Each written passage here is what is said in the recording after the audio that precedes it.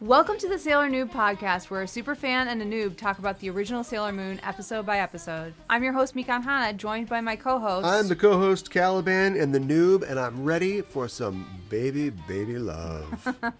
And we're a couple of magical people ready to moon, crisis, power, make up this episode. Today we are going to take a look back at Sailor Moon SuperS and talk about what were some of the highlights and some of our favorites from this season, as well as some of the lowlights of this season. Oh, the lowlights. Yes. Oh, the highlights, the lowlights, and the hot lights. Yeah, hopefully not focusing too much on the lowlights. Yes. Because many of them are self-evident. Yes, exactly. Ironically, highlight, you think, most recognizable. Yes. Most detectable. Oh, it's bright. Yes. Lowlights, glaring.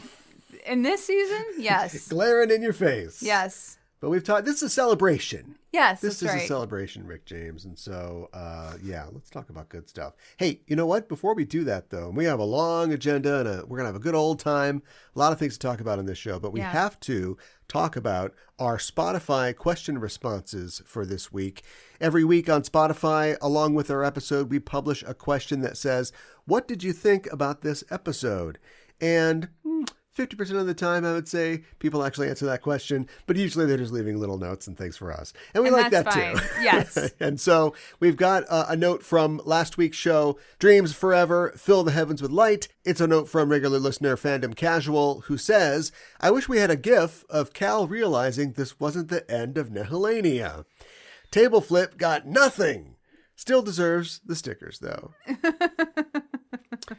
It's everything in here is too heavy for me to flip, or too expensive. Or too expensive, yes. And so everybody's lucky for that. But I feel like, and this is, pay attention, write it down in your calendar, because this is the last time you're going to hear me compliment Saturday Night Live. But they have that protracted video sketch where Ryan Gosling's character is trying to figure out why they use the papyrus font in Avatar promotion. Oh my gosh. The most expensive movie ever made, and they use the cheapest, Microsoft Word font to write Avatar. Comic Sans gets all the hate, but papyrus is that's a crime. Is it? And so he's talking to his therapist, and he thinks he's got it all worked out. She's like, "Oh, they just announced the new Avatar movie. Did you see that?" And he's like, "No. What's it look like?" And she shows him the poster, and it's got the font, and he's like, and he just flips the entire table over and everything. So that's how I felt, but I'm still dealing with that. I've compartmentalized it, and we're just going to work on it later. We're going to work on it later. I mean, that seems like we got too much to work on now. Yeah. We got too much to dive into. Yes. So thanks for your comment, Fandom Casual. Listener, you too could comment on this and other episodes by going to Spotify, your Spotify app on your phone, or Spotify on the PC, answering the question, what did you think about this episode? So I think we just dive right in. What do you think? What's all this? Get the kimono open. This is the fourth time we've done this. I know. It is the fourth time we've done this. We should be practiced at this point. We should be. Why aren't we? Because we only do it at the end of every suppose, season. yeah, right. So come on, something you do every 18 months, you're supposed to be really good at. So how does it feel, Cal, to be done with this season? We're not done. We got umpteen categories to get through. Well, that's true. And 47 segments, not that much. I'm still processing. Sure. You get a call in the middle of the night. Your husband's dead. And then somebody sits up next to you in bed. I don't know who. What? Maybe you're having an affair. Let's try to spice this up. And they go, how do you feel about your husband dying? You don't have anything to say. Yeah, you don't have an that's answer to fair. that question. That's fair. This is the wake. Yeah. This is me processing. I said on the last episode that we would have the chopsticks out, and we're picking through the bones. Yeah. We are picking the bones. Yeah, we are. Of Sailor Moon SuperS. And so I guess maybe if you remember, ask me by the end. And I might have an answer for you. Okay. But I'm still processing. It's been a long, strange journey, he says, not having completed the journey. And in looking back at SuperS in preparation to talk about the whole season today, I ended up looking at some other older seasons as well. Sure. And it all kind of, the way that we're sort of watching it, we're watching it even faster than a kid would back in the 90s because we're just pounding it out. You know? Yeah. And it all blurs together. And I don't mean that as a negative or anything that the show did wrong, but it is starting to blend together. And you go back and you watch the earlier seasons and see that the animation's a little different, and maybe the staging is a little different, or what the characters do or say or act is somehow different. And so it was interesting to compare SuperS in a light that I had not before, because I don't do a lot of looking back. We're so busy planning for what's coming. Right. So I don't know. Maybe I have some insights related to that as we continue to talk about our favorite subjects. Okay. And least favorite. And least favorite. So we're going to start with favorite guest star or character we see in one, maybe two episodes. Yeah. This is your typical person of the week. Yeah, that's right. Victim. Yes. For a lot of this, Dreamer, absolutely. let's say. Beautiful dreamer. Yeah, or not so beautiful, as the case may be. Yeah. So I guess I'll start. Okay. Mine is Princess Rubina, the princess from episode 146. She's really kind, and she's modeled after Princess Di, so that's kind of cool. Do you think they shot themselves in the foot when they named the tiny cat Diana? And they're like, oh, what do we name the princess? Maybe, but Nako named her Diana, so then the animating crew didn't name her. Okay, now I'm going to ask you, because I know you know, was Princess Rubina in the manga? No. There you go. Yeah. So they're like, why did she do that? Why did she do that? Yeah. Gosh dang it. Yeah. She doesn't really know how the real world works or how to pay for things, which is very endearing. I love that she just hands out balloons to all these kids, and when the balloon guy asks for money, she just gives him a balloon. Right. This is how this works, right? Yeah. And she's a likable character. The balloon is strong against the dollar. Yeah, right. So yeah, that's what they use for currency. How about you? Mine would be, and I thought a lot about this, because I didn't like anybody in this season. That's not. It's rough. It's not totally true, but there were a lot of people were there. Yes. And not a lot of people stood out. Right. But one person that I did like, and this is not the opposite of what I just said. I do think this is a type of character that we've had before, but I just liked this presentation of them, was Tomoko Takase from Makoto's Friendship, the girl who admired Pegasus. I was very close to picking her as well. Mostly because she's the most normal, and not the most normal, but she's very normal, and she has a very believable dream. And it's interesting that you can... So in the way that the Starving Artist episode was a bad commentary on the... And don't get me started, because I've got a whole, production. I got slides for that. But that's a bad representation of an artist's struggles. This was a good one in that this woman has achieved her dream. She's gotten her, Pegasus fanfic published. Yeah. This is the Stephanie Meier of horses. Right. And she still has a dream. It's not like dreams achieved. Now my mirror is empty, but I cleaned my mirror. Right. Like my plate. It still exists in her because it's an ongoing thing. And I thought that was really interesting. And this character is grounded for the most part. She's writing fanfic and she's published. She's a homeowner. She's a homeowner? Unless the agency's or unless she rents or something like that. Tiger breaks into her house. Well, that's true. Not a lot of guest stars that are homeowners. And she's got imposter syndrome. She does. Very relatable. Yes. No, she's just a normal lady and a creative, and I can really identify with that. She's this season's Yumemi Yumeno. Oh, I can see that. Yeah, for sure. And who is psychic. Is she psychic? Or did she just accidentally see Pegasus one time? I think she accidentally saw Pegasus one time. Wait, was he dancing in her dreams too? Probably. Bastard. Put it on the rap sheet. I know, right? Next up is favorite lemur or best circus act. So my favorite lemur was Elefanco from episode 146. Yeah. The same episode actually that Rubina's in. Oh, yeah. And Elefanco is part of the balloon family.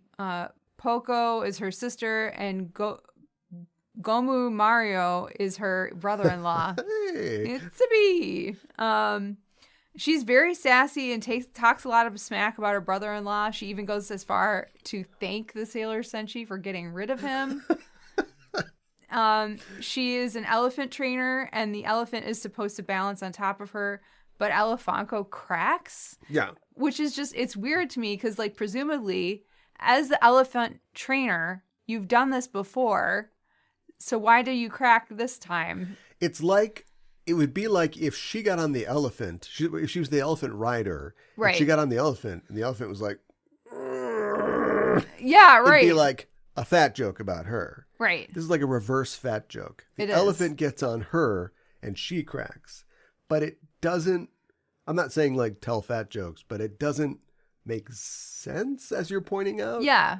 But it's supposed to be an inadequacy or an undesirable trait about her. But why it's a crack, I don't know. Probably because they had the rest of it planned. But she's, you crack her open and then she's got like sexy lady body. But they all do. I know, but they all do. But she's even the male ones probably have a sexy lady body inside.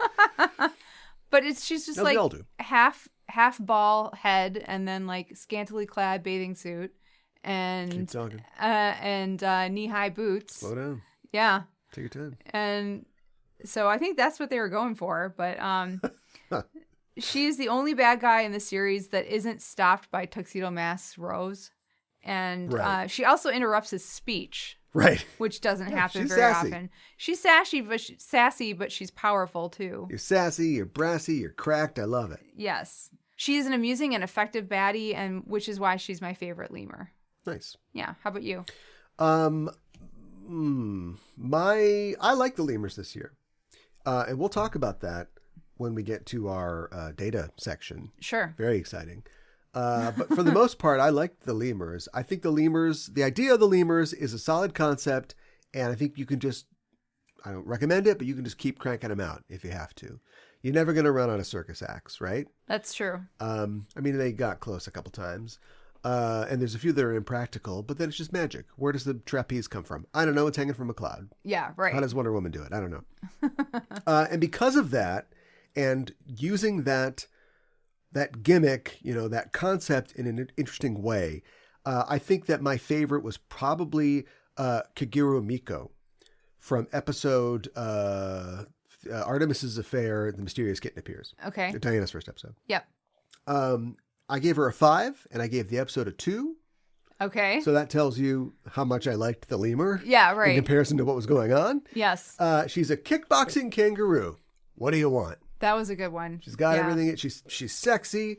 She's brassy. She's sassy. She's cracked. She's in the kangaroo costume most of the time, though. Yeah. So it isn't like a cheesecake thing. But she's heavily made up like a clown. So everything is on brand as far as that goes. And then she gets in the inflatable kangaroo costume. It's like one of those like sumo costumes or something like that. She puts Artemis in her pouch. Yes, I remember that. And she can control him. So he's like doing the punches. And then when she gets hit, like, he feels the pain. She makes him a Joey. Great. Yeah. She puts him in the pouch.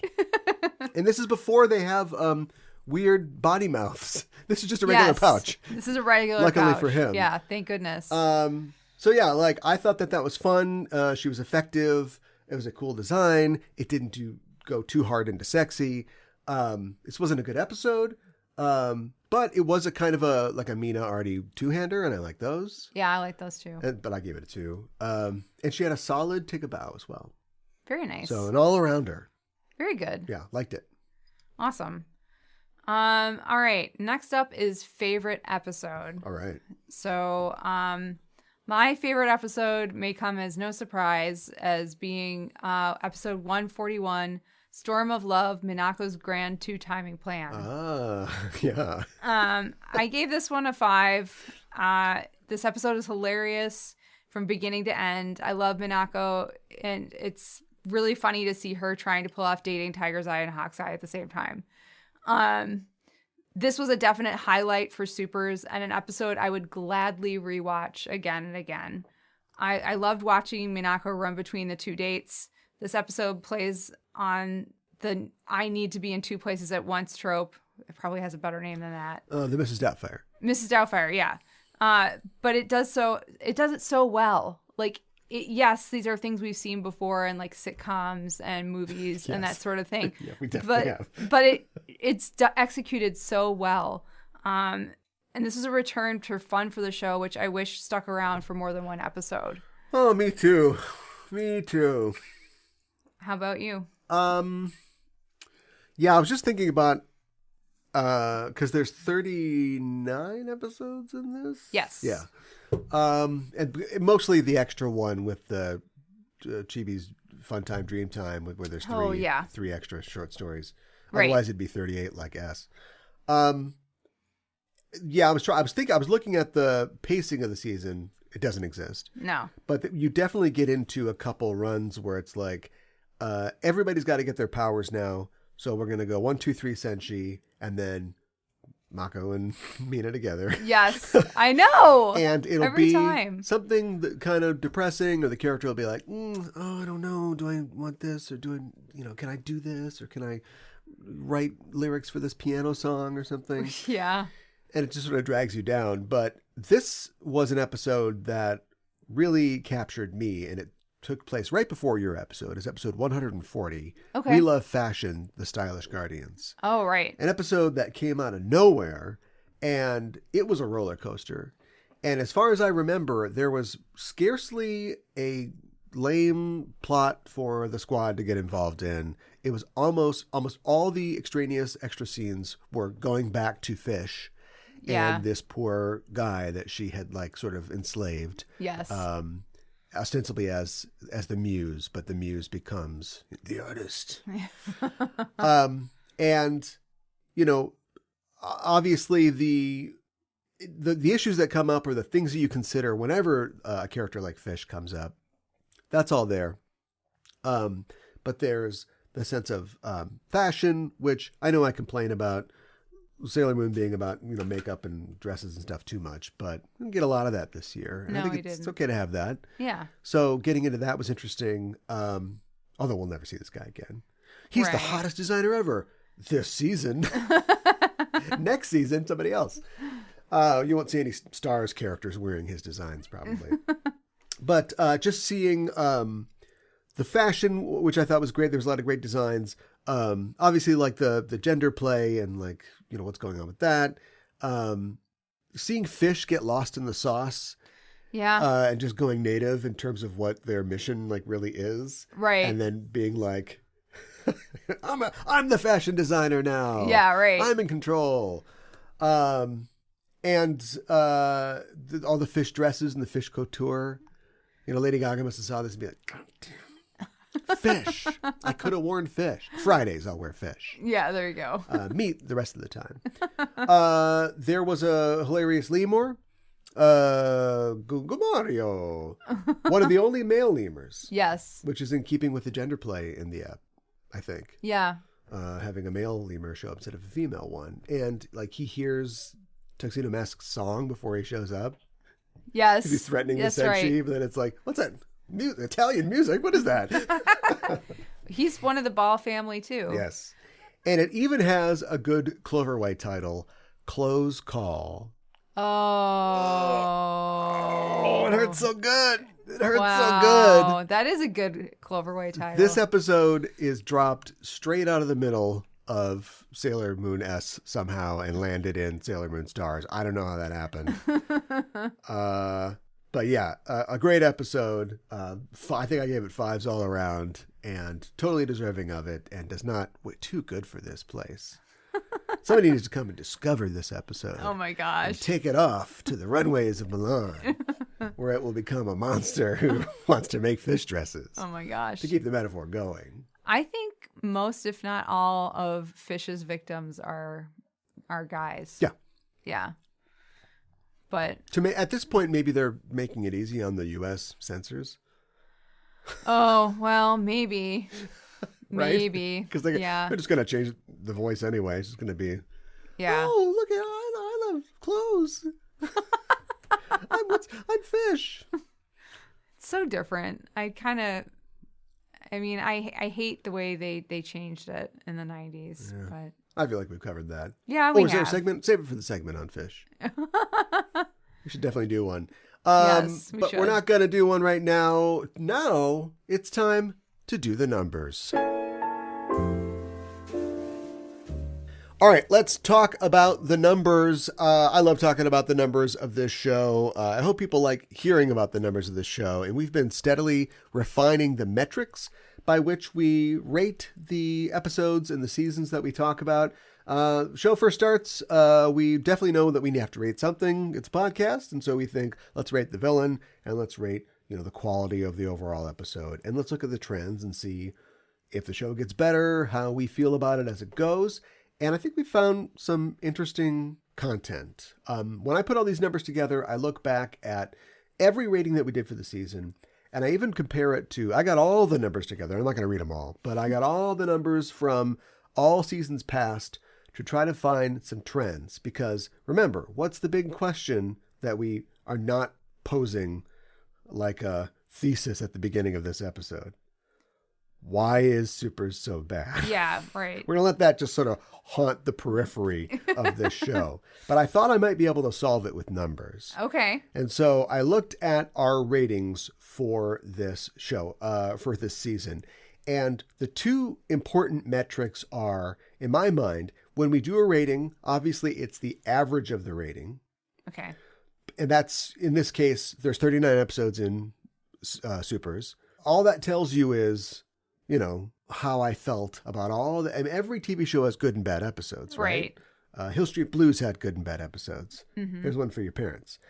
And so that's useful, but I don't find that as useful as cross-referencing some of these things. Sure. Another metric I like to look at is the amount of points that we spent in ratings total.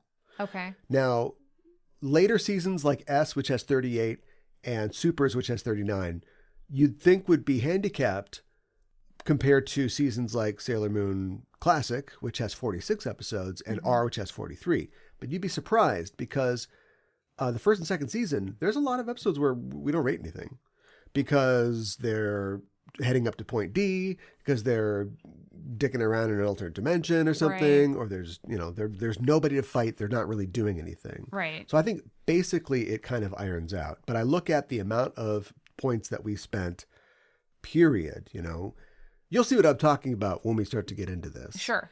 So for Sailor Moon SuperS, 39 episodes, for the villains, I spent, we'll say, 124.5 rating points on the villains. Okay. And you spent 125.5 points. Okay. So about the same. Mm-hmm. You liked, by 0.25%, basically, you liked the villains better than I did. Okay. Now, I took the average of the amount of points for villains of the 3 previous seasons. Okay. And that was 125.17 for me. Okay. And 126.27 for you. Okay. So we both liked the villains about 1 point less on average than we did the other seasons. Get it? Yeah, that makes sense to me. So my average rating for villains in SuperS was 3.45. And my average over the past 3 seasons put together was 3.36. What's that tell you? That you like the villains more this season? I like the villains in SuperS, don't I? Yeah, apparently you do. Yeah. For you, your average rating of villains was 3.39, and your average over the past 3 seasons was 3.4. Oh. So you like them 1% of 1%. More. Less. Oh, yes. Less for the SuperS. Take a bow, and we will talk about the villain death numbers at the end of this segment. But total points for me, 98. Total points for you, 103. My average take a bow rating was 2.88. Okay. So. Pretty low. Yeah. Not real. It's technically 2.5, I guess, is the median, right? Yeah. But under 3 is not good. And your take a bow average was 3.02.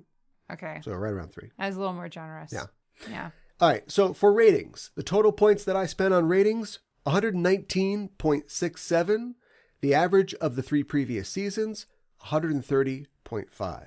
Wow. So this is where we start to see the power of the total points. Yeah. It's true that the earlier seasons have more episodes, but that is a lot fewer points spent. Yes. That is a lot of 2s and 3s. Yeah. Even if I'm not throwing 1s in there, we're generally depressed compared to earlier seasons. Total points for you was 105 total, and the average of the 3 previous seasons was 134.4. Also a pretty wide gap. You trashed this, and we'll talk about specifics later. But yeah, you didn't like this one. No. My average rating was 2.99, so basically 3. Okay. Average of the past 3 seasons, 3.43. Yeah. Okay, that makes sense. And your average rating was 2.63. Okay. Almost right up against halfway. And the average of the previous seasons for you was 3.55. So yeah. very much more positive on the other 3 seasons. Yes. Not good. Not good for this one. I know. Here is the final ranking for us by the numbers of where we, according to the numbers, would put every season in order. Oh, okay. So for me, the S villains are the highest. Okay. 3.6 is my average rating for S villains. Okay. SuperS, second highest. Really? 3.45. Huh. Sailor Moon is third at 3.26. And R is fourth at 3.22. My beloved R. Your favorite season. Yeah. I guess I didn't like the villains. I guess not. Maybe there's something going on in the story that's interesting. And these green people that go blah, blah, blah, blah, that come out at the end aren't important. Who knew? That's my theory. Here's your rankings. For S, you had an average rating of 3.7 for S villains. That's your top. Okay. Second is SuperS at 3.39. Seriously? Seriously. Wow. Can you guess the next two? Which is higher, R or Moon? Is Moon higher? No. Okay, R then. They're very close, though. Your Okay. average rating for villains in R was 3.26 Okay. and 3.24 for Sailor Moon. Okay. Wow. Interesting. I am shocked that SuperS was second for me and for you. Well, I'm on record. I like the villains for the most part.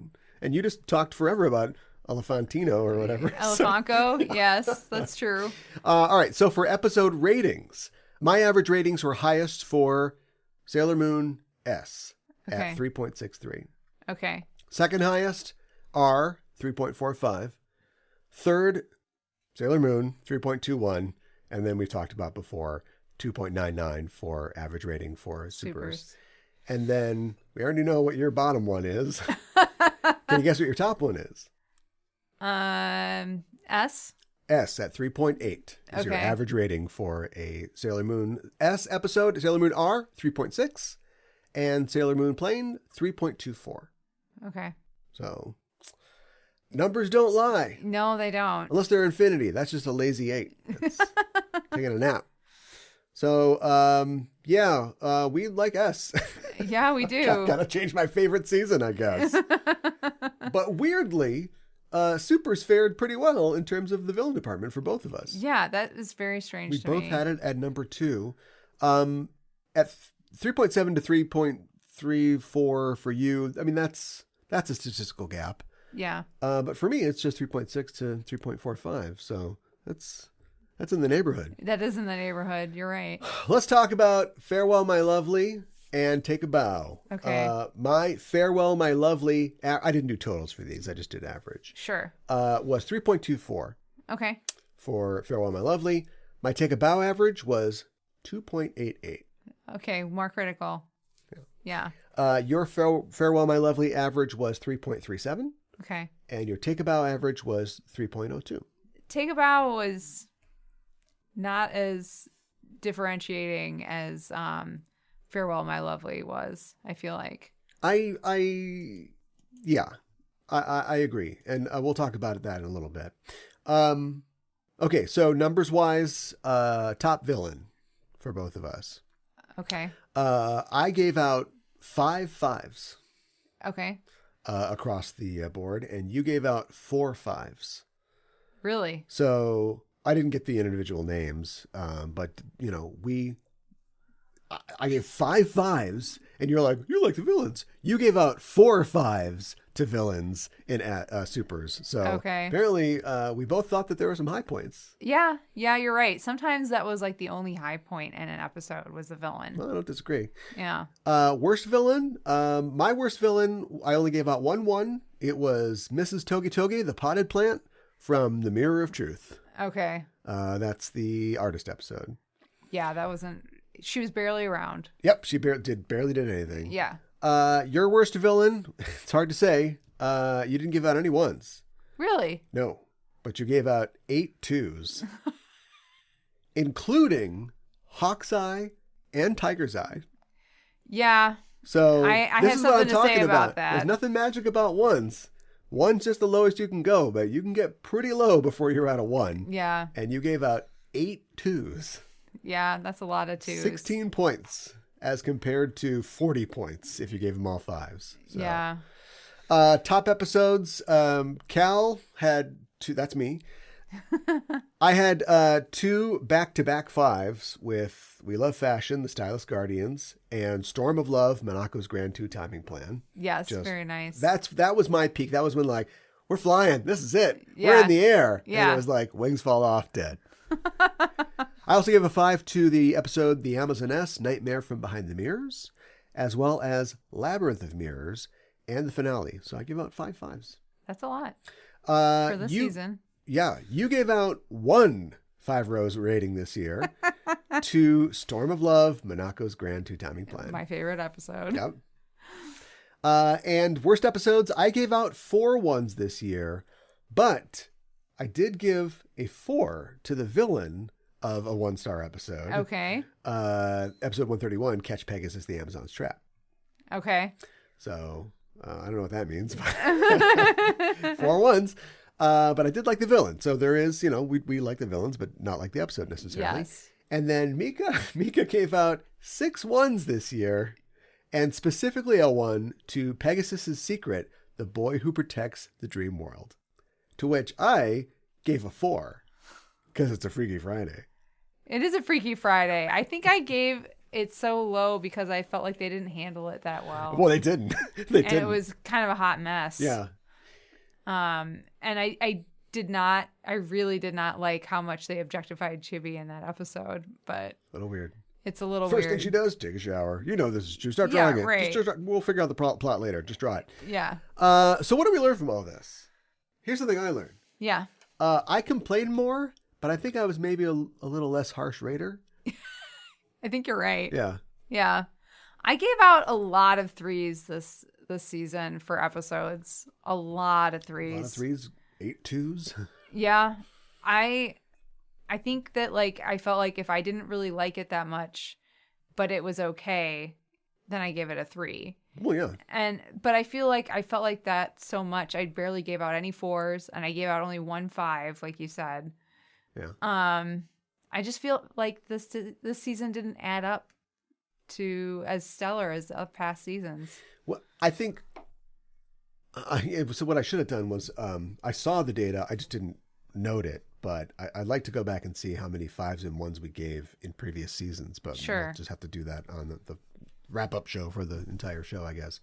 But 5 5 seems like a good amount. That seems like a good amount. And I think I was influenced by getting to the 1s and the 2s and being so down for so long. And if you take a 5 from SuperS and you put it up against a 5 from S, yes, are they the same 5? Probably not. Is this like an LA 9 or whatever versus a Cleveland 10 or something like that? I don't know, but probably. I think I probably just got a glimpse of daylight and just went for it. Let's talk about the Take a Bow segment. Yes, let's do it. Take a Bow sucks. I mean, our making a segment about it might have been a bad idea for us, but I think in comparison to Farewell My Lovely, an attempt was made. An idea was had. Yes. Whether or not anybody took it seriously or did anything with it, I don't know about that. Well, it didn't really seem to go anywhere. And like they didn't like Farewell My Lovely, they actually were differentiating a lot of the villains and like how they left and what they did. Yeah. And there was barely any variation. Yeah. Yeah, there's half a percentage point in discrepancy between my ratings of Farewell My Lovely and Take a Bow, and about a quarter of a percentage point for yours. So yeah, actually exactly. Everybody knows I'm great at math. I don't have to prove that. So yeah, I mean, not great. Oh boy, I sure hope they're doing something stupid in stars that we can rate. So we'll see. So anyway, those are the numbers. Mathematically, we have proven it. This is the worst season, mathematically. Though, I think we've also proven it's got some interesting ideas. Yes. And some creative villains. Yeah, that's true. Yeah. And the biggest villain of all, we have yet to talk about. Who's the biggest villain of all? Oh, yes, of course. Yeah. Yeah. But we'll get to it. We will. So with all that in mind, let's look back with more experienced eyes and ask if there's any ratings we'd like to change. Yeah. I have some. I'd like to eliminate the Take a Bow segment. Okay. Go back in time, kill baby Take a Bow segment. That's what I do at the time machine. Okay. I have some episodes I would change the rating of. Episode 134, Makoto's friendship, the girl who admired Pegasus, with Mako's friend, who is the author. Sure. I really enjoyed that episode. I look back on it fondly, and I gave it a 3.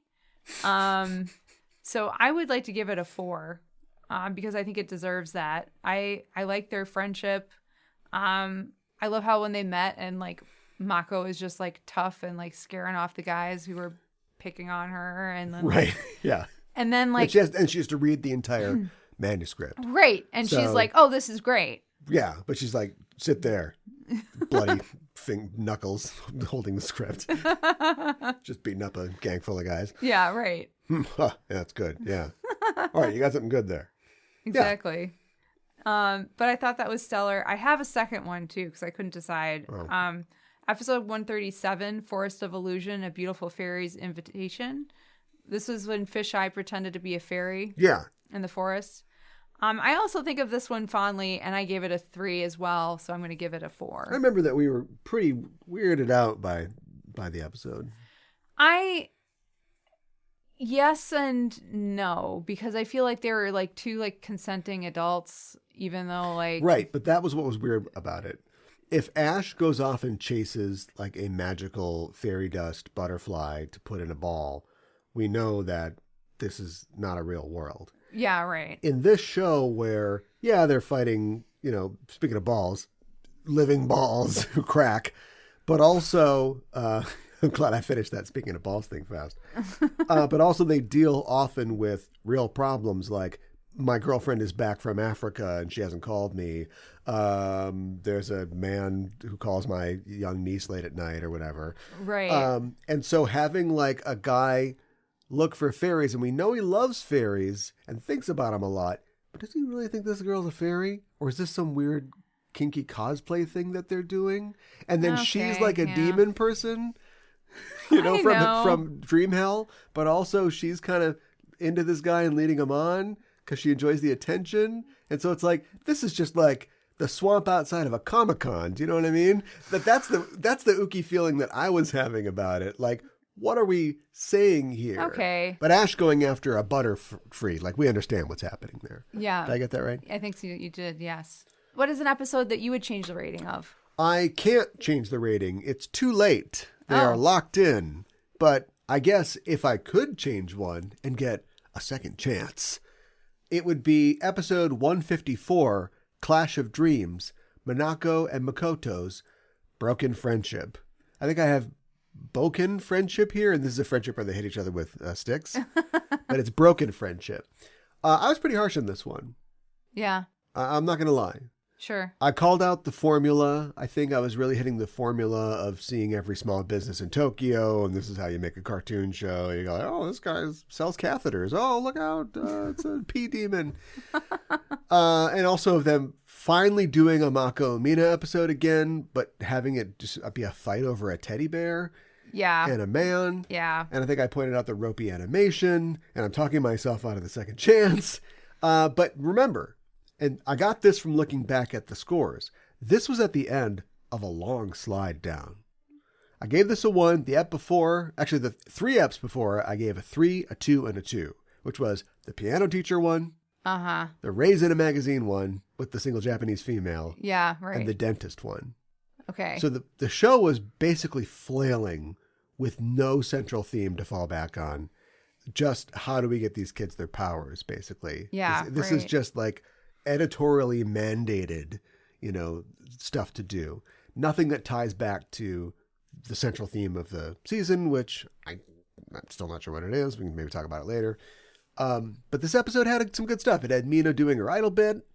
It had a funny kid. Actually, a couple funny kids. Yeah. Some okay comedy bits between the girls. It had okonomiyaki. Yes, it did. It's a perfectly average episode. I think it would probably fit, as a mid replacement in any other season that we've seen so far. And it's at least it's an attempt to recapture the goofy days of early Sailor Moon. Sure. So it should not have been a 1. What would you give it now? 1.1. Are you serious? I don't know. Oh my gosh. All right. How about bad guys? So for me, I gave Tiger a 2 when he should have been a 3. And I gave Fish a 3 when they should have been a 4. Okay, that would have changed my metrics. I got to put that in the computer. It was really difficult for me to rate the trio. Yeah. Because I don't hate them. I just hate the way that they interacted with their victims. Yeah. And I hated the dream mirror process, which is huge, and I don't want to diminish that, but there is something sympathetic about Fish, and who is overall an interesting and strong character. Yeah. And Tiger is amusing. He's got flair, He does. And I just wanted to recognize that. But LT Gray. LT Gray? Yes, LT Gray. That's if Captain Picard gets hit in the head. That's what he orders from the replicator. LT Gray. Oh my gosh. How about you? What's a rating you'd like to change for a bad guy? I don't regret any of my bad guy ratings. Really? But if I had to pick one, it would maybe be Pero Pero from episode 158, Pegasus' Secret, the boy who protects the dream world. Okay. AKA Exhibitionist Rabbit. She's a candy. She starts off as a candy. Oh, yes. And she shoots candy, and she shoots like taffy or something, and she turns into a sexy lady. And I guess it's pretty standard for a Sailor Moon bad guy. Yeah. There's nothing particularly egregious. There's some of the things are magnified. The sexy lady and the stripper / cigarette girl at a casino, costume. But like I said before, like she's a Playboy bunny or something. Yeah, like that. but I mean, that's like I said before. These are literal costumes because they're not just like a superhero outfit. Or supervillain outfit. They're from the circus, So right. Some of these costumes do kind of make sense. But there wasn't a lot of focus on her. She does show up and she's very powerful, but it's another situation where she's kind of sidelined because I think the girls are actually doing comedy bits and not really paying attention to her, which is fine, but it doesn't say a lot for the villain. Right. And she tries to spit candy on the Senshi and then she just dies. And so I think they docked her for that. But I lost sight of the fact that, and here's another aspect of SuperS, most of these monsters are basically just summoned 5 minutes from the end and they do their thing and they're killed. Yeah. Gone are the days of demon small business owners or that's true. Photojournalist long cons or humans who are possessed by Yoma, and then have to refresh or something like that. Like we spend probably the shortest amount of time we've ever spent with bad guys in this season. That's true. And maybe S as well. with few exceptions, these creatures show up and they get offed, and that's it. Yeah. And so though her fight was short, it probably wasn't any worse than any other random lemur that you'd see. And there's no way that this means anything, but in my mind, I think that Pero is the only identifiable lemur that I could see that was one of Nehelenia's original court. Oh. I'm not going to do the bit, but like when you see all the people turning into yes, weird, goofy people, some of them are lemurs that we'll see later in the circus scenes, but she is specifically there. Playboy Bunny is you're there. right. You're so right. she's OG lemur. Oh, okay. Well, who, there you go. Coincidentally, is Madagascar's flyest MC. Favorite Kuro Muro. I have 2. You're cheating. I know. Episode 130, I talked about onomatopoeia words in Japanese. Yeah, all right. It was just a lot of fun to put it together. Yeah, I almost picked that one. And it was fun to learn how specific Japan gets with their words and all the wordplay.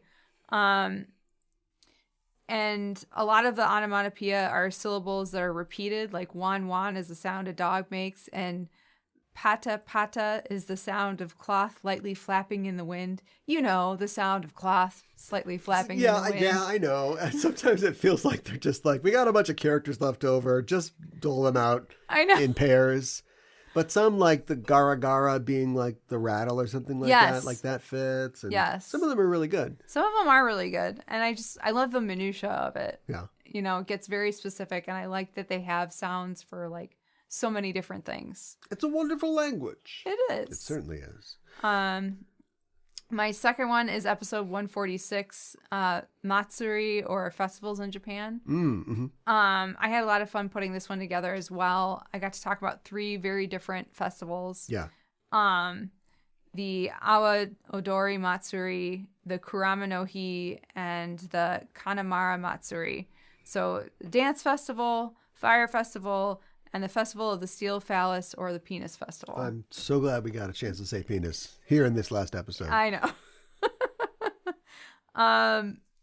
But it was a lot of fun talking about all of them.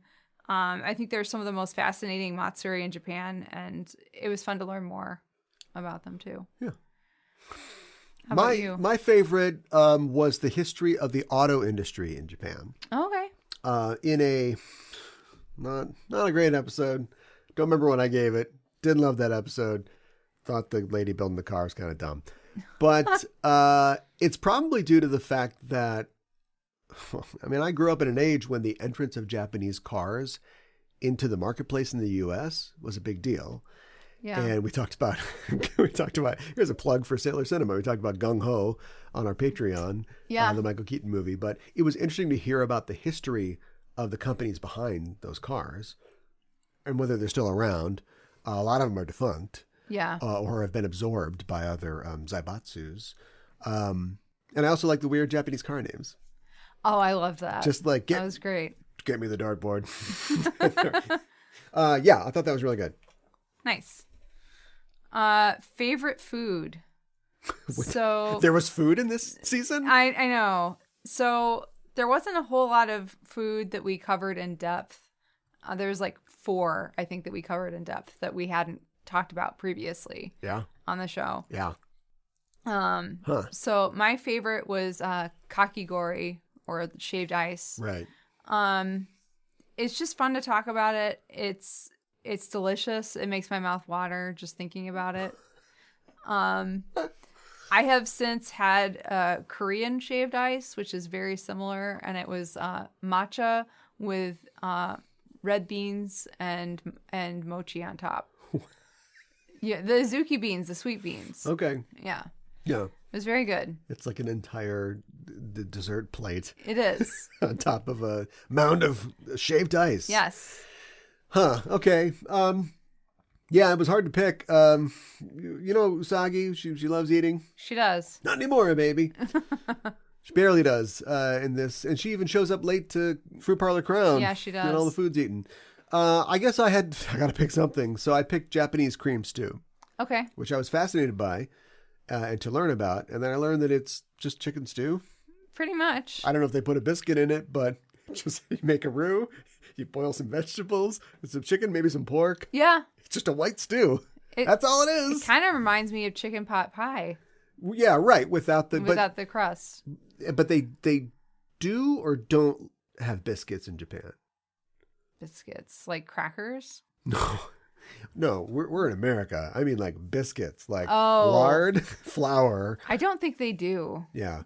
I don't think that's a thing. So no chicken pot pie. Yeah. But yeah, it just, I mean, and it sounds delicious. I make it myself. I didn't know that it was Japanese creams too. What really fascinated me was they have ready-made roux. Uh-huh. Which, what? Well, it's kind of like, the curry. No, I know what it is. It comes in little like ice cube things like curry, right. But no. You got to make your own roux. It's for lazy people who... Well, look, it takes time to make a roux, but it's worth it. Yeah. That really sends that chicken pot pie over the edge. Yeah, you're absolutely right. Yeah. I agree with you, but I guess other people are just too lazy. So. The Japanese never saw anything that wasn't like, how do we make this take about 5 seconds? That's true. That's why they don't like biscuits. Got to give them love. There was instant biscuits. They'd be all in on that. Yeah. There's the Doughboy, Pillsbury Doughboy biscuits. Those are pretty... I've never seen on a Japanese commercial an anthropomorphic biscuit cylinder, which makes me think they don't have it. I don't think they have it. He's like, oh, hey, just hit me with a spoon right here. Everybody's like, yay, he's dead. God. And the gooey, delicious biscuit dough is coming out of him, just tearing out the rounds. Oh, my God. Oh, his little limbs are moving back and forth. That's terrifying. And that biscuit guy played by Nicolas Cage. Oh, my God. I love it. Favorite English title. So mine is from episode 165, Moon Crisis Power, One Single Flower. Yeah, that's good. I just felt like it's almost the end. It felt like it was perfect and it rhymed. So yeah, I'm going with that one. Sometimes life just, sends one right across the plate. You got to be there to hit it. That's right. And just crack it out into the stands. My favorite English title was from episode 135, Connecting Hearts, Chibi and Pegasus. An episode that we both rated very poorly for, I think, obvious reasons. Yeah. But great title from you, Concealed by Innocence, Winged Pervert. And I thought that was like very straightforward and yet poetic at the same time, which is what art should be. Make your message clear, but yet elegant. Nice. Our favorite Cloverway title. I have two for this. Uh-huh. I couldn't decide. First was Women Gawking. Yeah, all right. Because it just makes me laugh when I'm not proud of that one. I read it again. Okay. And then my second favorite one is Shuffle Tall Strange, which just brings me back to dance class. Right. So, okay. Yeah. It was hard to choose, though, because you do have like a lot of really good ones. Yeah, I feel like there hasn't been a lot of bangers this season, if I have to sort of rate myself. Maybe it's the growing lack of enthusiasm or the lack of source material. There's nothing to work with. I ran out of songs a long time ago. Where are the elephants in the Roombas of yesteryear? But anyway... That's so great. I think probably the best one is from episode 139, Aiming for the Top, The Pretty Swordswoman's Dilemma, which was Throw Mama from the Training. Okay, that's perfect. Yeah. I thought that was pretty good. Or if I had to pick a different one from an episode I think I gave a better rating, episode 162, The Source of Darkness, Dead Moon Circus, which was the invasion of Tokyo, the final Count Clown. That's pretty good, too. Yeah. Oh, my gosh. All right. Favorite villain. So. Yeah. Yeah. All right. What? Favorite. Yeah, I know. So I'm going to go with Fisheye. Even though there are things that I don't like about Fisheye, I find that they are the most sympathetic of the trio, and they have more personality than any of the Amazon-esque quartet, I feel like. Yeah. So if so facto, they're my favorite. Yeah, there you go. If that's what you have to do. But I mean, I do like fisheye. I think that they're very sassy and they always know how to go after what they want. And I mean, yeah, by the numbers, we spend. Well, there's more Amazonesses. Yes. And also, we're always cutting back to Zirconia and some Nahalanias in there. And then they just take over the show in the last 6 episodes. Yeah. So really, 4 girls have less time to make an impression on you. Yeah. And even though, I mean, I like the trio better. Ipso facto, I like the trio better than the quartet. Right. But there were parts in the middle of the trio where we're like, okay, somebody burned the bar down or something. We're just kind of looking at pictures and doing the same thing over and over again. It's kind of the same thing over and over again. But yeah. I think we still kind of like them better. Yeah, I think so too. It's too bad. I mean, I like Pala Pala a lot too. Yeah. She's got personality, but yeah, I feel like Fish is just a stronger presence. I see that. How about you? Favorite villain? Hey, who's your favorite Nazi? Oh my god. Or what's your favorite venereal disease? Oh my god. It's hard to pick, and picking. Yeah. You've basically said this. Picking is not an endorsement of anything the character did. But I have to say, it's Tiger's Eye. Really? Yeah. I'm impressed. As we've been in this second half of the season, and I've been looking for a way out, and all the doors are locked and all the windows are nailed shut, I find myself thinking back a lot to the parts of SuperS that, Tiger and the trio are in. And, I think, WWTED. What would Tiger's Eye do in this situation? Yeah. The Amazonesses, here's another reason that they're a failure. They're completely defined by their insouciance. Yeah. Right? And their rebelliousness. But we're just told over and over again what naughty little wenches they are. Right. And they never really do anything. Meanwhile, the Amazon trio are completely self-absorbed. And they also do their jobs because we don't have a show if they don't. But we always see them, I like the fact that we see Tiger struggling with, look, I am a gigolo. I'm going to finish this. None of them really want to be there. And later on, we understand the motivations that they have. But then again, here's a problem with the season. They don't understand the motivations they have because they don't, remember that they're animals or whatever. Right. So that only becomes, a stick instead of the carrot. The bar's the carrot. Turning back into animals is the stick. Yeah, That's not even introduced for them until later, right? So much later. But I like the fact that you just feel like any one of them could just walk off set at any point and just be like, all right, well, look, I'm just going to go do something else with my life. Yeah. Be in a rock band or be a fashion designer. I feel like every job is them kind of looking for a way out. That's an interesting way of looking at it. I could totally see that. He gets to go to a dance. I have no idea how old he is because, how old are tigers? How old are magical men made from tigers? When were they taken from the Amazon? We don't really worry about it. But he gets to go to this high school dance and suddenly he's the belle of the ball, if you will. And he's in his element and he's like, yeah, that's right. It has to be this way. You know what I mean? It's fun to see him having fun. Yes. But it's also fun to see him not having fun too. That's also true. And you don't get that nearly as much with any other villain, I think. Very nice. Cal, do you have any questions for us? Yeah. We asked our listeners to give us some Q&A questions, ostensibly about SuperS. I know they're out there because now that I've finished ostensibly Sailor Moon SuperS, I have been able to go on the internet and first page of Google, there's a result. Why is SuperS so bad? Or why do people think SuperS is so bad? And I thought, maybe I'll look at what some of the people have to say about it. I get to the bottom. It's a forum, I get to the bottom of the first page, 1 of 15. I'm like, okay, all right. There's opinions about this. Yes. And so we wanted your questions about that. Or just generally about our show. We haven't done a Q&A about the show, about Mika and myself and the network and sort of what we do here. And so we'll talk about all that in a little bit. First, let's look at some of our questions that we got from our users on Discord. And Ribbon Quest from Discord asks, I wonder how effective Chibi's call to arms was for viewers. they're definitely going for a Save Tinkerbell moment, where tons of preschoolers saying Moon Crisis Power.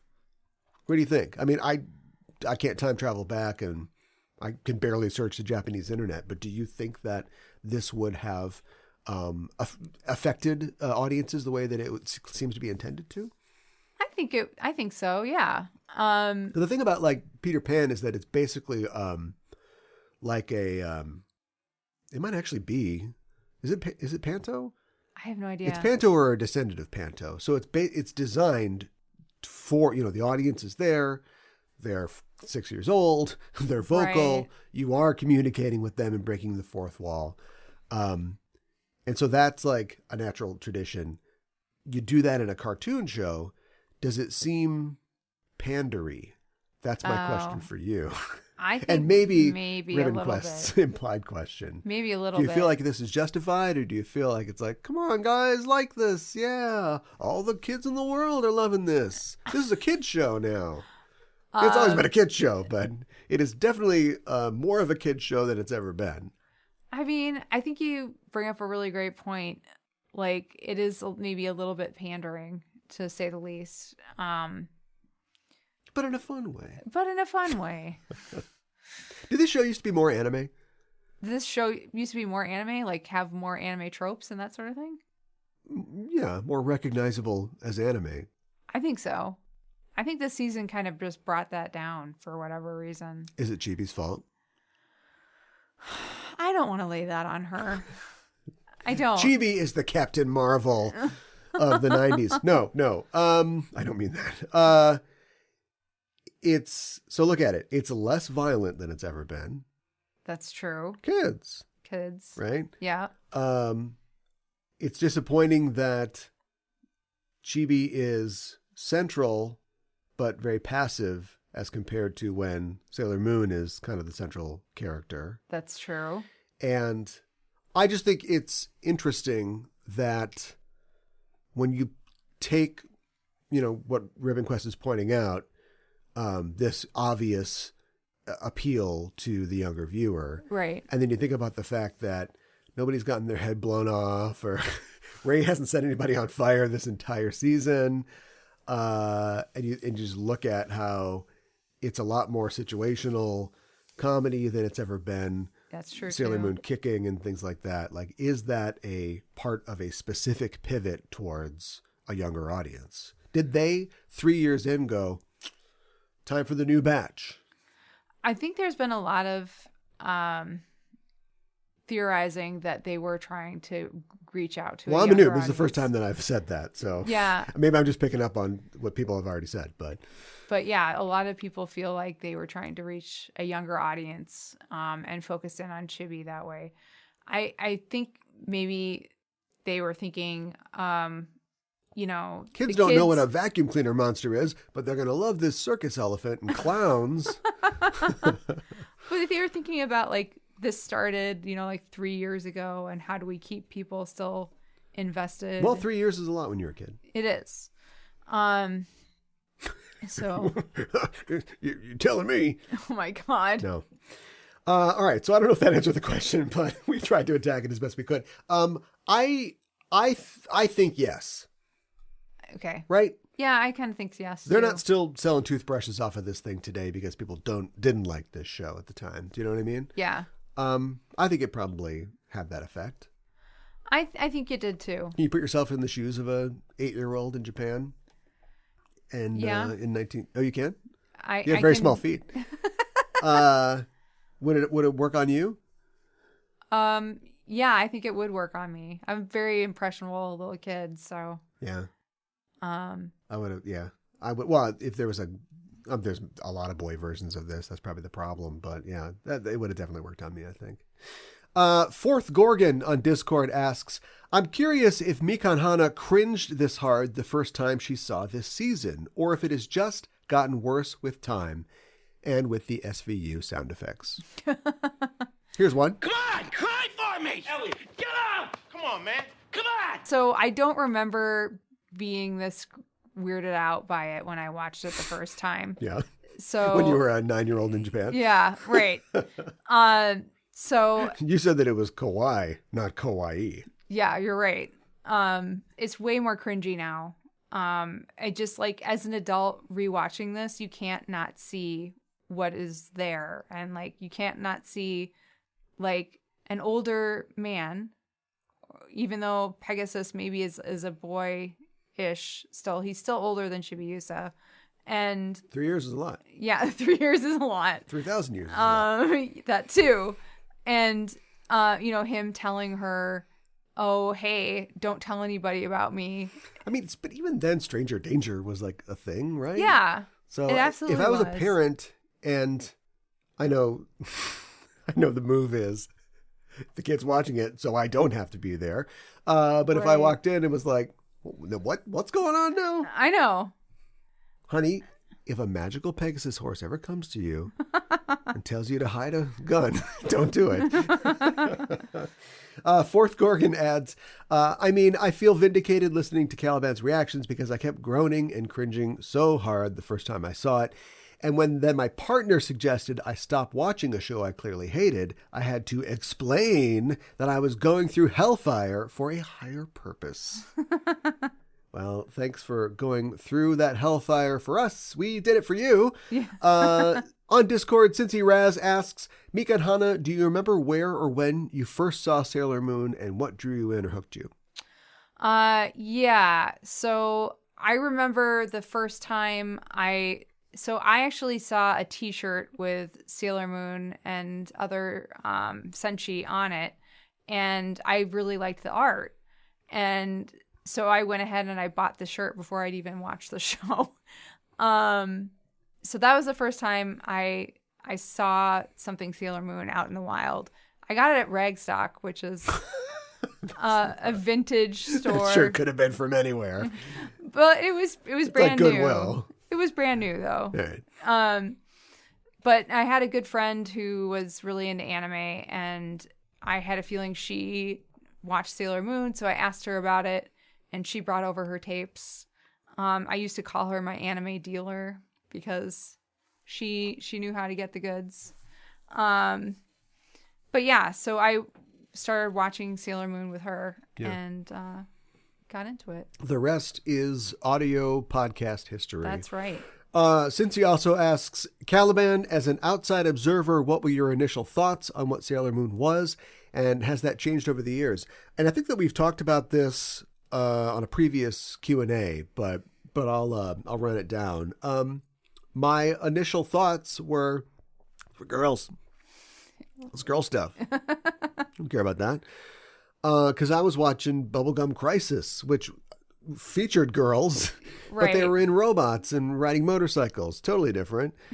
And then, I got older and hopefully more wise and had seen other animes, or just anime, plural, with female characters or created by female creators. And then, of course, met you, and you're a big Sailor Moon fan. And then we came up with the show. And so in retrospect, changing over the years, yeah, obviously it's totally great. And because I talk about it every week, I won't talk about it too much, but I will say that applies to a lot of things. One of the things that we do on our Patreon is we have our show Animetification, where we talk about a randomly selected anime, and it could be anything. Mm-hmm. Some classics, some unknowns, some cringing harder than Sailor Moon SuperS, bad stuff. And so much of it is, guy stuff, robots or guns or something. Sure. Not that women can't like robots and guns. Right. But then there's Magic Knight's Ray Earth or Cardcaptor Sakura or Phantom Thief Jean or something like that. Things that are clearly designed and marketed to women, right, but are so well made. That's the thing. There's some pretty bad anime, but all anime is just so good. If our Western cartoons met the general level of quality that most Japanese cartoons do, even okay animes are really good, and most of them blow a lot of our cartoons out of the water. Yeah. And I'm talking about maybe some of the older classic cartoons. I know a lot of newer shows that are kind of for kids, but they're also kind of for like stoners that are home in the afternoon, or parents with kids. Yeah. Your Gumballs, your Steven Universe, My Little Ponies or whatever. Yeah. Those are also really good too. Don't get me wrong. But like it's more, now I'm an observer of my old self thinking, what an idiot. He could have been enjoying all this stuff years ago. But, I'm here now, so... Right. I mean, you never know until you give it a chance, right? Yeah, right. Exactly. Back to those Nazis. Oh, stop it. No, just kidding. On Discord, we got a question from Fourth again, who asks, what is Mika most excited about the next season? And also answer in code for no spoilers. I'm not sure how we're going to do that. This is going to be challenging. I can do earmuffs. I have to edit this, though. Yeah, you do. Can you be incredibly general? I like when does the in the. So I am looking forward to seeing familiar faces. And that's all I will say. Okay. All right. We'll move right on from that to another question from Ribbon Quest. What does Cal think he knows about stars? Good question. That is a good question. I don't know anything other than it's basically new management on the creative side. Yes. And I think that people talk about how people don't like SuperS. Mm-hmm. I think there's a contingent of the fan community that doesn't like stars. Really? Because it feels different, I've heard. That is true. And I believe, and I could be totally wrong, but, I'll know soon. I don't care. I believe it's about a group of people who are bad, but seem like they're good. And they're like heroes, kind of like Sailor Senshi. And the Sailor Senshi have to kind of find out, like, what's going on with this? I think that's what it's about. But that's all that I really know. And apparently it's got a new theme song, and I have not heard it, and I am excited to hear it. Yeah. I hope I like it. I think it's a good song. Cincy asks, Mika and Hana, do you own any Sailor Moon merch? And if so, what's your favorite? And of course you do. Of course I have Sailor Moon merch. What's your favorite? What's my favorite? Oof. You got to pick one. The rest are going in the incinerator. Oh my gosh. Don't do this to me. My favorite are some dolls that I bought in Japan of the Inner Senshi. But two of them, I think it was Jupiter and maybe Mars, like while I was moving and like their hair fell out. Their doll hair fell out. So I was like, so I threw them away. Moon, alopecia power. Yeah. So I was really sad about that. But I still have my Sailor Moon and I think Venus and Mercury. Nice. So that's probably my favorite because they're really cute. Nice. Yeah. None of the stuff I bought you. That's interesting. Hey!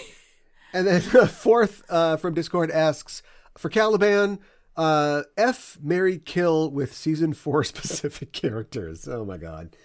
All right. So here's the deal. We need adult characters, obviously. Yeah. So if it's 3, how about the Amazon trio? Okay. I think I can handle that. Okay. I would say, F, Tiger's Eye. We're not looking for a commitment. That's sports sex. Kill Hawkeye, and honestly, Snowplow hits him. I don't know. I don't think I'd even know that he was gone, unfortunately. And yeah, marry Fish. Definitely. Okay, you stole all of mine. Okay. Well, the exact same I'm glad way. we're in agreement. It'd be a rocky marriage, I think. There would be a lot of oh my God, a tumult. Yeah, a lot of jealousy, I think. But it would be worth it. It'd be worth coming back for. Yes. One more question from Discord. Cincy asks, now that you are done with 4 seasons, what's your favorite Sailor Moon attack so far? Moon Gorgeous Meditation is one of my favorites.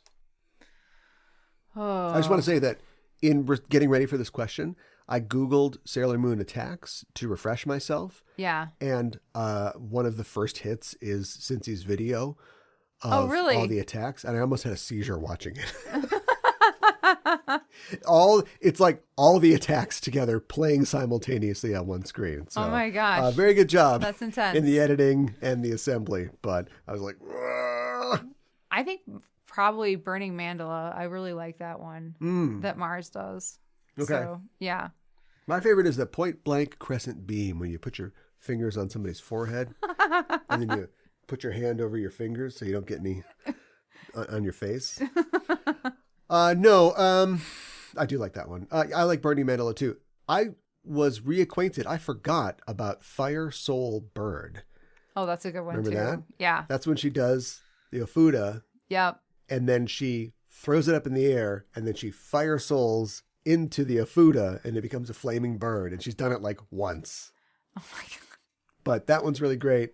I like World Shaking. World Shaking is great. And I think my favorite Sailor Moon attack is Moon Spiral Heart Attack. Yeah, that's pretty Because good. it's just so extra. Yeah. Everything in S is extra. Yeah. But only the first one, not the Super Sailor Moon. That's too much. There's a lot going on in that one. I also like, if we're going to talk about this season, Love and Beauty Shock is one of my favorites. That's a good one. I love she blows the heart and then it's a chain.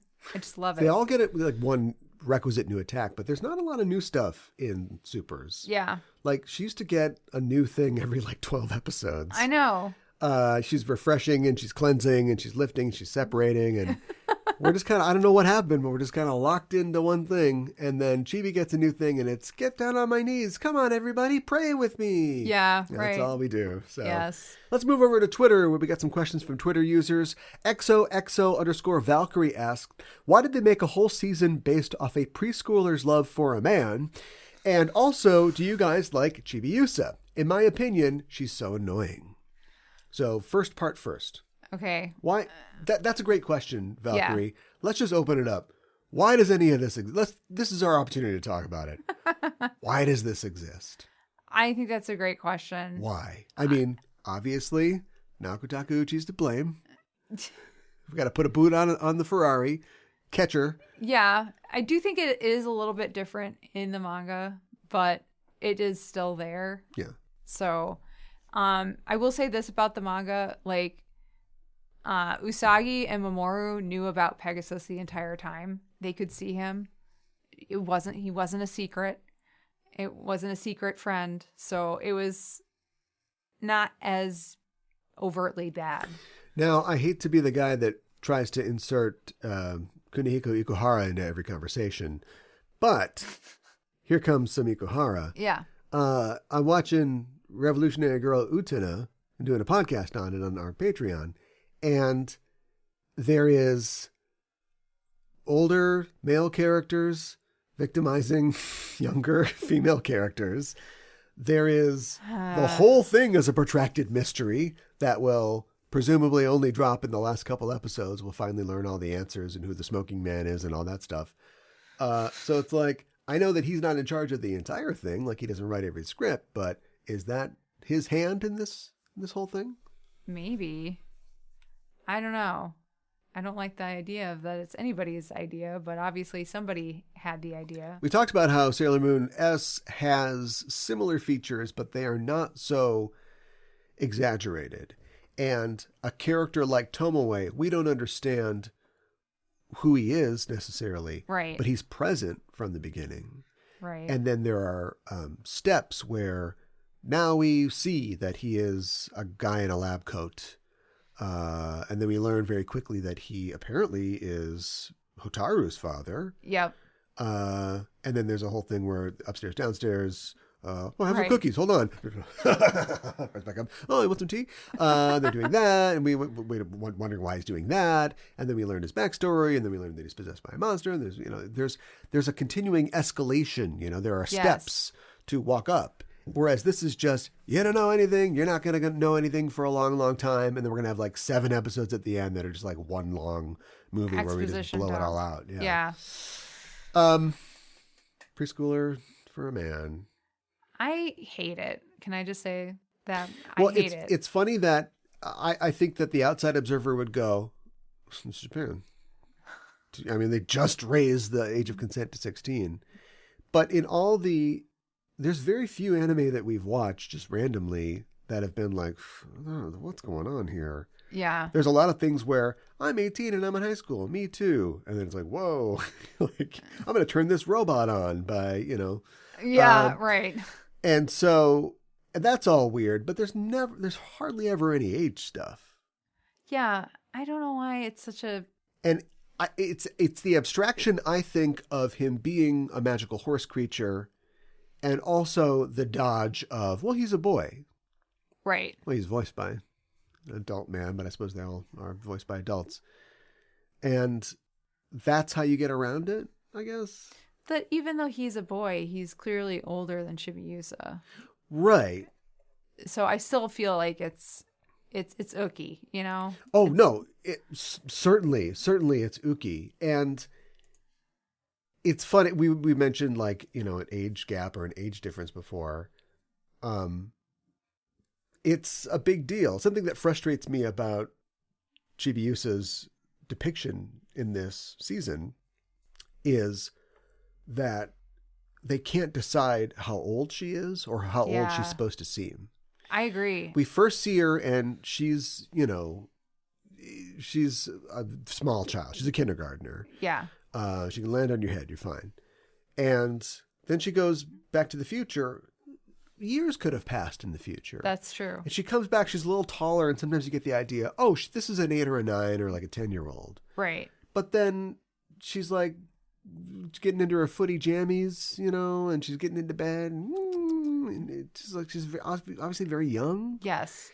And so if like Pegasus, his human form was 13 or 14 or something like that, even if he's 13 or 14 and she's like 10 or 11, there's a vast gap. That's huge between at that age. 11 and 14. Yes. So it doesn't even work then. No, it doesn't.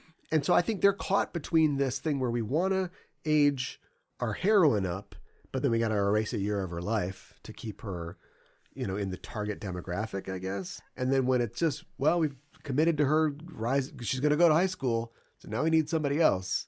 But also we want to kind of go younger because the toys are going that way this year. Yeah, right. I'm the person that sees the market forces behind all this, or at least the phantom of the market forces. So that's what I think. I think that the natural thing to be, and I don't know what happens in the manga, would be for her to be not at, but reaching the age that Usagi was, you know, at the beginning of the show. Sure. But they want to keep her young so we can do Moon Crisis Power and Clap for Fairies and stuff like that. Right. That's kind of how I feel. Because it would make sense. They're both now on similar journeys, but Chibi's covering ground that Usagi would have covered before the series started when she was 14. Yeah, right. So Usagi can continue to become a young woman and a teenager, and Chibi will go from cute kid to like, you know, become an awkward young girl who is striving towards, you know, teenhood. There's always that awkward stage, isn't there? It's like not for Chibi. Not for Chibi. No, okay. Footy pajamas. Yeah. And hotline bling right to the house. Oh my god. With Pegasus. Terrible. Oh, we forgot to answer. Do you guys like Chibiusa? Yes, I like Chibiusa. I like Chibiusa. Take it from the guy who was ready to hate Chibiusa completely. And the second she pulled out that 45, I knew that I was in love. So it's too bad that you don't like her, but I get why you don't. She's grown on me a lot this watch through. I didn't think that she was annoying, but I think I was a little irritated with her when I first watched it. Yeah. Still working on Diana. Yeah. Serious Gray 91 on Twitter asks, if you could make any changes to improve or save this season, what would they be? Or is this season just beyond saving? I mean, I think definitely change the relationship between Pegasus and Chibi, and make it not be as creepy. Yeah. I mean, for the answer, do you got time to listen to 39 episodes? Because I think we've been talking about it this whole time, but I guess if I had to sort of sum it up, I would just deal with the Pegasus thing. You know, I guess I don't know what to do.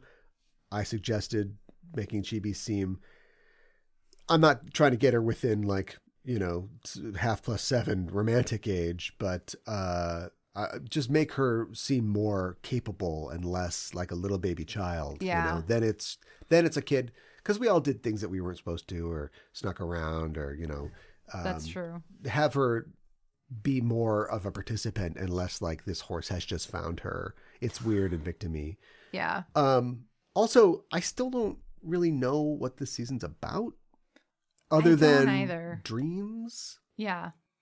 And also just continuing to take on and accept responsibility, which kind of the whole show's been about so far.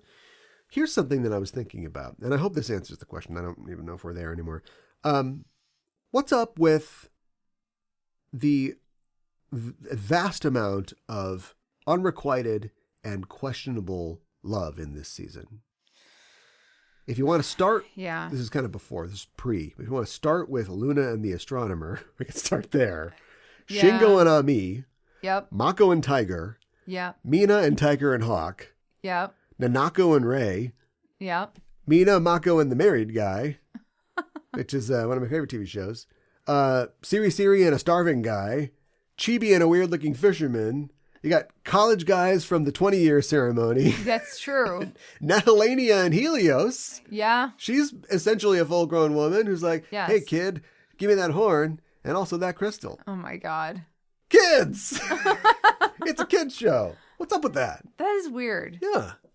There's a lot of... The show has always been about love, but never in such a way where... And everybody's always spying on each other or suspecting each other. So many heads pop out of so many bushes in this season. Yeah. I feel like they made Usagi, like... The way they put Mamoru in this season was like... He would be doing something and she would be jealous and she would think that, like, he's cheating on her.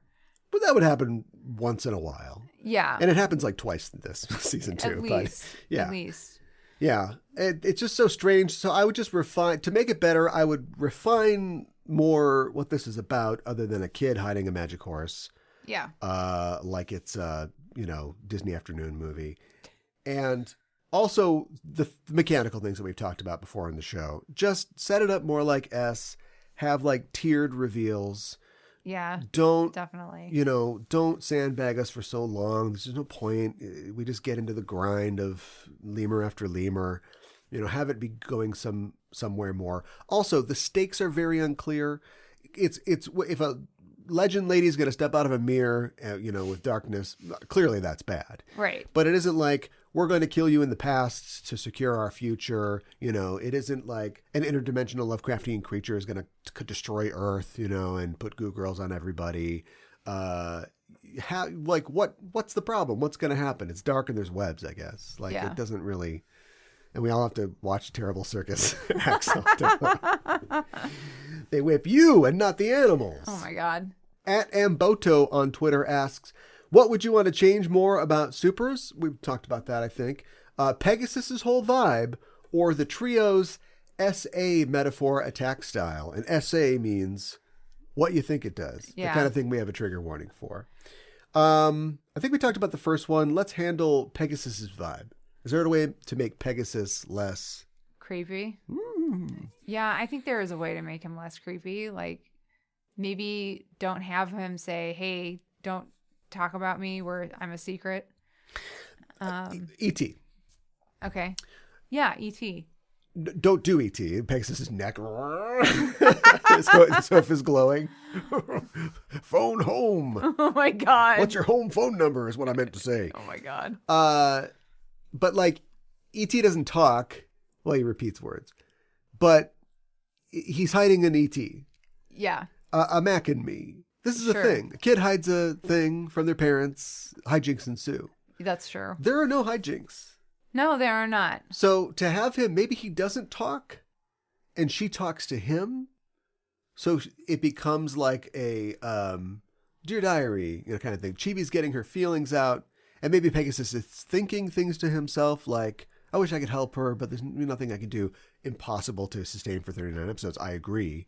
But this is the situation that we're in. But instead, he's like, there are reasons, I suppose, why he can't go to the police. Well, we know the reasons he can't go to the police.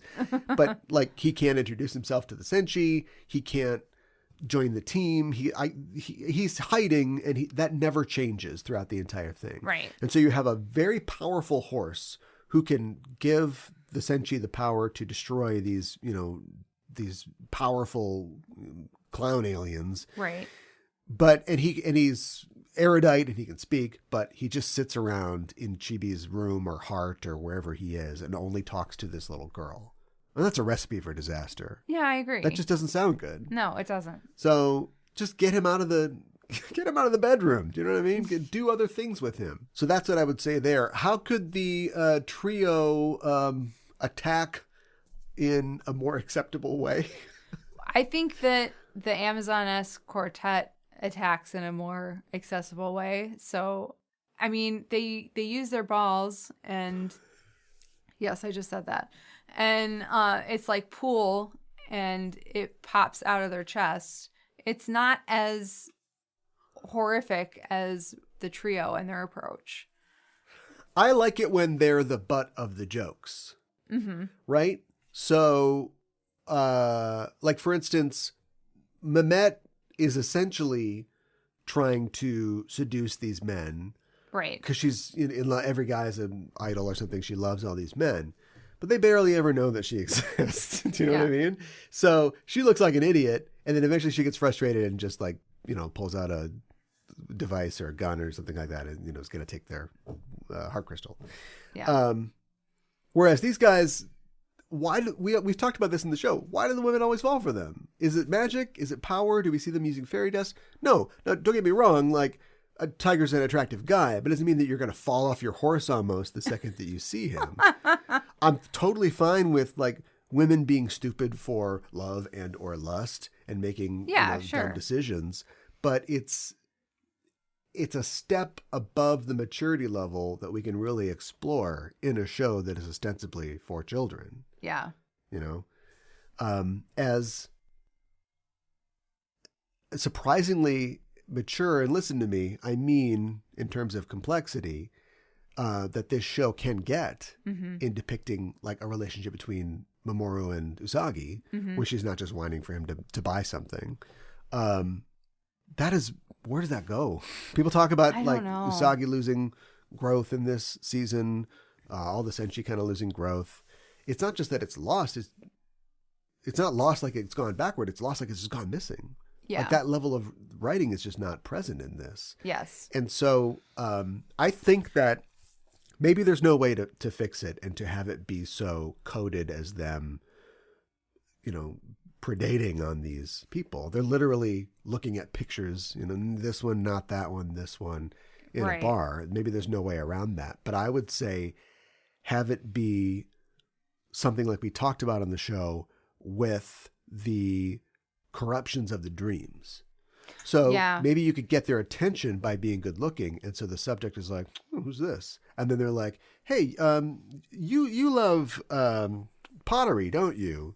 You're like, yeah, but pottery is kind of stupid, or clay is so expensive, or not this. But, I know exactly you know what I mean? What you're but saying. Like, and instead of like then trying to be like rawr and jump on them, be the Grima Wormtongue whispering in their ear, trying to get them to give up this dream. That's kind of what Fish does with the fashion designer. Yeah, that's because true. Except for a little hugging, like there's no implication that they're, and she's always there. Well, whatever. Anyway, it's a platonic couple, but she begins to make him feel bad about his designs and kind of steal his work. And so that's how she's perverting this dream of his. Yeah. I think that's a good idea. I think that they could have just attacked them in any other way than the way that they did, and I feel like it would be better. Yeah, it was a choice. There's no way to make that mistake 39 times. Like, no. It's a choice. It is definitely a choice. And it's a weird choice that, I think a lot of people have negative feelings about. I definitely do.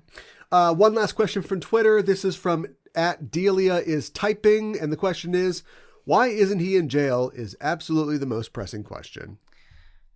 Yeah, I don't know why he's not in jail. Because he's hiding That's in a young statement, girl's... Delia. I'm paying attention. But I understand what you're asking. Yeah, because he's hiding in a young girl's dream. Yes, a young girl is sheltering him. Yes. That's why he's not in jail. Yeah. So thanks for your question, Delia, and all the people that ask questions on Twitter and Discord. So we thought we'd wrap it up this week by talking about the best of the worst. This whole season has been a real trash fire. A stable fire. A stable fire? Oh, everything's going up. That's got to be bad. That's real bad. It's getting to the silo. Grain explosion. Oh, God. But we wanted to take some time to talk about a few specific things that were the cream of the crop, or whatever the opposite of that is. Yeah, the best of the worst. I don't think anybody's ever used that before. No, I don't think so. We should trademark, copyright that. Yeah, we should. Okay. So first, biggest missed opportunity or least favorite big swings. So something that they either didn't do that they should have. Yes. Or that they, like, something they tried. It was like, whoa, that did not work. Yes. Okay. For me, I feel like if the trio learned that they needed the golden mirror to stay human, like, sooner, I feel like that was a really big missed opportunity because it could have been more motivation for them to, you know, instead of them just, like, deciding I want to do my job well. Yeah. Or like, we'll do the job and you go, you know, sneak into her bedroom and steal it, which might run into the Amazonesses doing a heist themselves. Maybe the real problem is there's just too many villains. There are, like, a lot of villains this season. And when you've got, like, 4 kings who alternately hate and or love each other, they can interact. But having a unit of 3 and a unit of 4 who may squabble, but they're all teams, means that there's just nothing that you can really do. Like, you're locked into doing the 3 section and then the 4 section. Yeah, exactly. And you have to try not to repeat beats in between them. That's interesting. Yeah, I think that would, like, having them know that they're on a ticking clock. Yeah. And they can feel the leash, so to speak. Yeah, for sure. Yeah. And then also the I mean, they're not doing it just because it's their job, too. Yeah, it's so weird. It's so weird that because they don't like it, but they show up. We all know what that's like. But they don't know that they have to show up. Yeah, otherwise they're going to so strange. Be animals. That's a good one. That's a good one. How about you? I think that I would probably say, I think I've already said it. I think the biggest missed opportunity is having Chibi be caught in this limbo between girl and young woman. Making some kind of decision on how we're really approaching this, you know? Is she in a new phase of childhood, you know, girlhood now? Or is she still this little baby girl who, you know, would like Pegasuses or whatever? I don't know. I guess, like, you know, preteens can like Pegasuses, but and having her be there. Sometimes she's more mature. Sometimes she's a little baby, you know, and it doesn't really make any sense. And also her passivity is just really upsetting. It's funny in S when her little pink sugar attack doesn't do a lot, but it's like, she went back to the future. She's back now. Let's see her do some stuff. I agree. Just have a little more oomph. Yeah. Yeah. Next up, we have worst dream, or should I say second worst dream, because Cop is disqualified. Oh, okay. I'm with you on that. I'm going to say Marino Sensei. That's Chibi's art teacher. She wanted her students to like her. I can't believe we haven't talked about her yet. I know.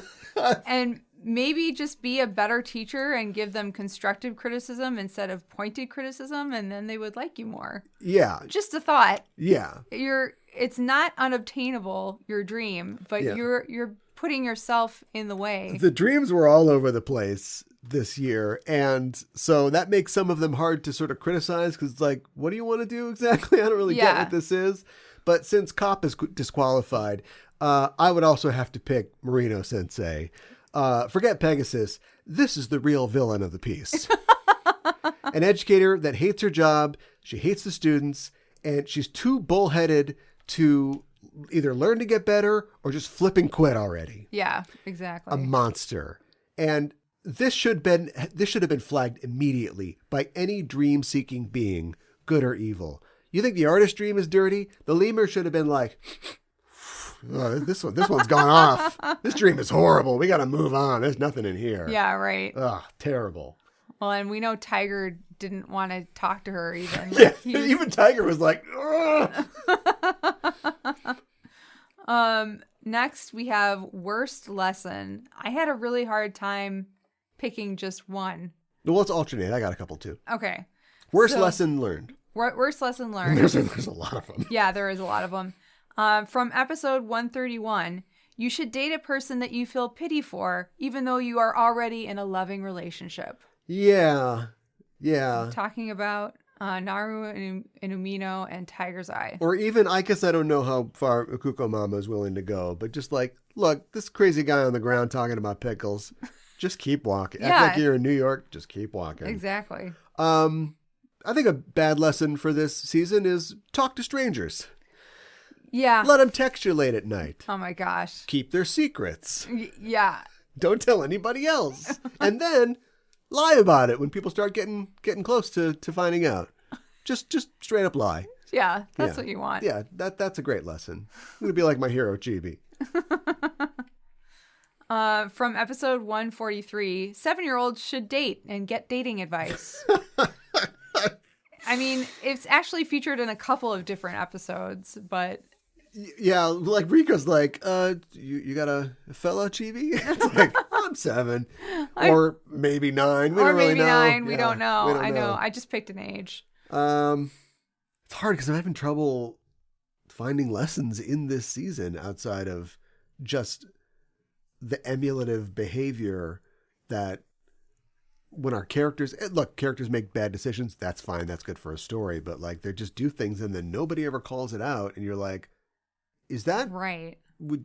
Approved behavior? You want somebody to do that? Right. You want me to look at that and go, oh, that's how you do it? I don't know. You do another one. Okay. Episode 147. You should put time and energy into waiting for someone who clearly isn't interested in you and not worth your affection. That's when Mako is at the dance. Yes. She's waiting for Tiger's Eye. Yes. That's a bad one. Yeah. Don't approach a musician and go, I wrote lyrics for your songs. Yeah, that's weird. They're not going to like that. No, they're not. You got lucky. This guy is civic-minded piano teaching guy who's used to like help. No, that's good. Try again. Like he's yes-anding you. But if you just come up to Elton John, he's like, no, I'm good. Yeah, right. Yeah. Exactly. And for the entire season, it's cool to have an older man groom a 7-year-old. Yeah, I mean, it all comes down to that, doesn't it? It does. You know? Yeah. Oh, and don't try to build a plane bike because you'll end up on the news, but not in a good way. Oh my God, I know. Yeah. That was up there. It'll be a less local inventor and more local boy dies in river. Yeah. In freak accident. I know. I almost put his dream as the worst dream, but Marino Sensei's took the cake. No, that's way worse. Yeah, it is. All right, well, there's been a lot of talk about a certain figure throughout this season who we haven't mentioned all that much today. But I guess we really can't leave Sailor Moon SuperS behind without talking about the 4-legged and 2-winged animal in the room, Pegasus. And we've said a lot of unflattering things about him over the course of 39 episodes. But I think it's only fair that we get the real story right out of the horse's mouth by talking to Pegasus himself. I mean, in this country, you're innocent until proven guilty. And he's been found guilty by a jury of his peers and is currently awaiting trial in a maximum security paddock outside of Louisville. But we were fortunate to get an opportunity to speak with Pegasus at the facility. Mika did specifically. And the following is a record of that interview.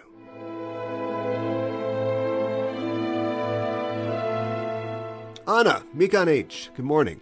Good morning, Mr. Van. Impressive crazy board, sir. Yeah, I was trying to figure out the plot of Penguin Drum, but I ran out of red string. Sit down. A job's come up and I thought of you. Not a job, really, more of an interesting errand. I remember you from my seminar in Baraboo. You grilled me pretty hard on Grisonet versus Xenophon on equine behavior reinforcement. I gave you 5 roses. 4.5 roses, sir. We're interviewing creepy anime characters for a protracted podcast skit. Most of them have been happy to talk to us. Do you spook easily, Mika? Only when my cinch is too tight, sir. See, the one we want most refuses to cooperate. I want you to go after him again in the paddock. Who's the subject? The guardian of dreams in Elysian. I'm sorry? Pegasus. Pegasus the Predacious. I don't expect him to talk to you, so I just want straight reporting. How does he look? How does his stall look? Is he pawing? If he is, what's he pawing? Here's a dossier on Pegasus and a special podcaster ID for you. And you're to tell him nothing personal. Believe me, you don't want Pegasus inside your dreams.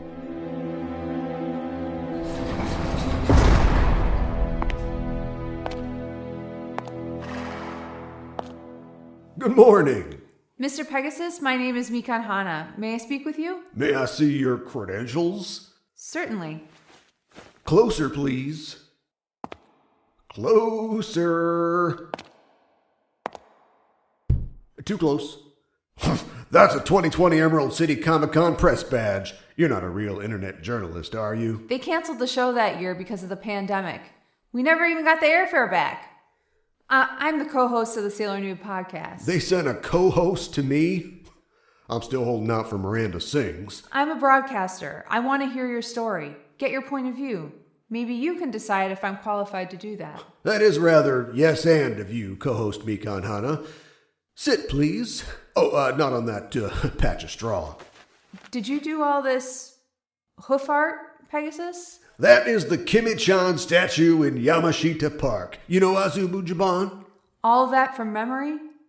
And poster paint? Memory, co-host Mikan Hana, is what I have instead of a view. Well, perhaps you'd like to lend us your view on this questionnaire, sir. Oh, no. You were doing fine. You had been courteous. You established trust with the embarrassing truth about Emerald City.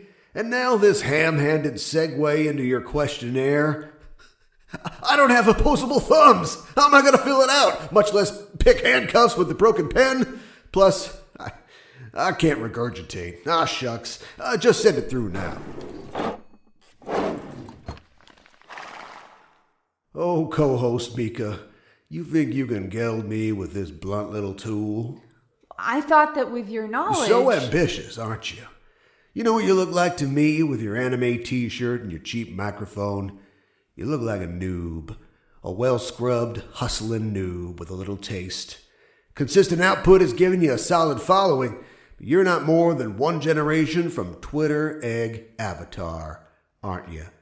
All those tedious, sticky fumblings across convention floors, interviewing inkers and webcomic creators, while you could only dream of getting out, getting away from the body odor and the Ayanami body pillows, getting all the way to the JET. Sorry, I'm kind of cranky. I'm coming down off of sugar cubes. You see a lot, Mr. Pegasus.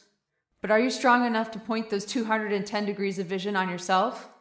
What about it? Why don't you look at yourself and write down what you see? Or, dictate it to someone, I guess.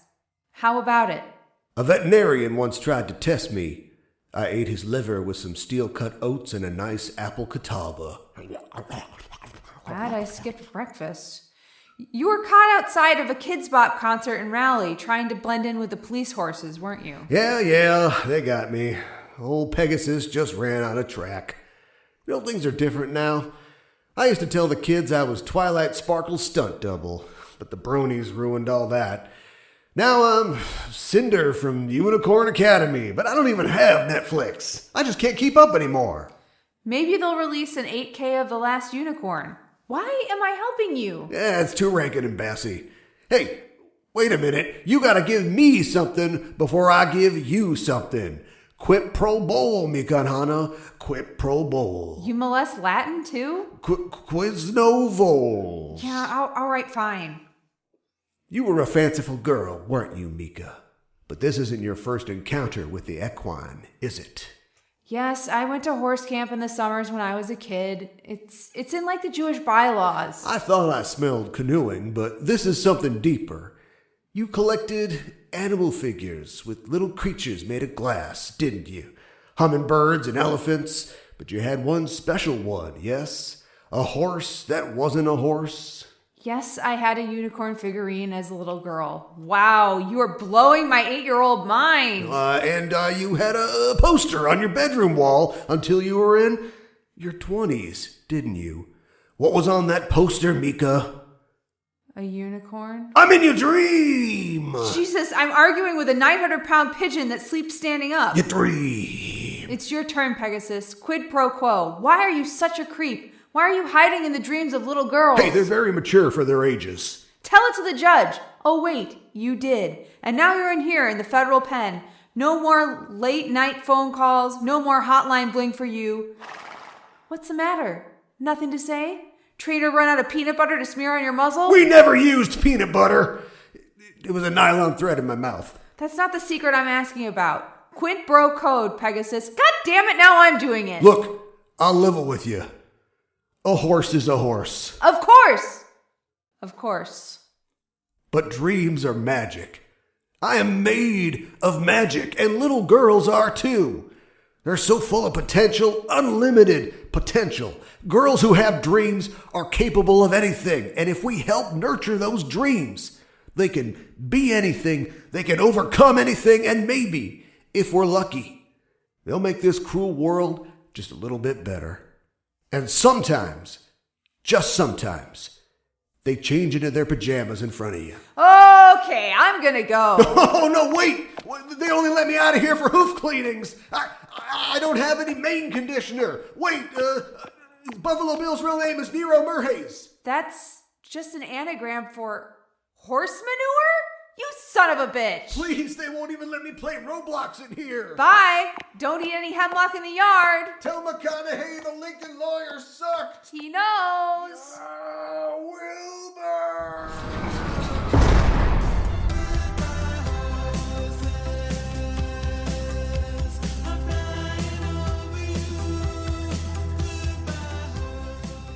Well, that's what the world needs. A 33-year-old movie parody based on a child predator horse. Oh my God. I got a question for you. Yes. Where are we going to put the Webby?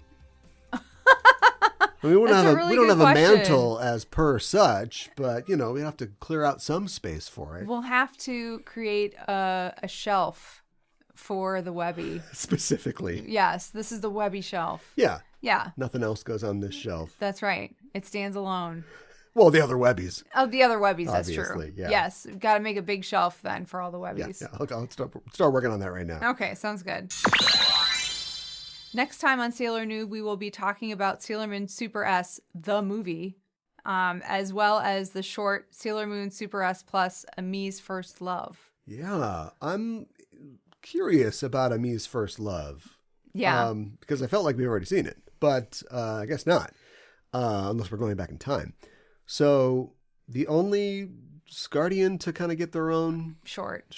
Yeah, this is all based on her popularity, obviously. Probably. Yeah. This is based on a short manga story.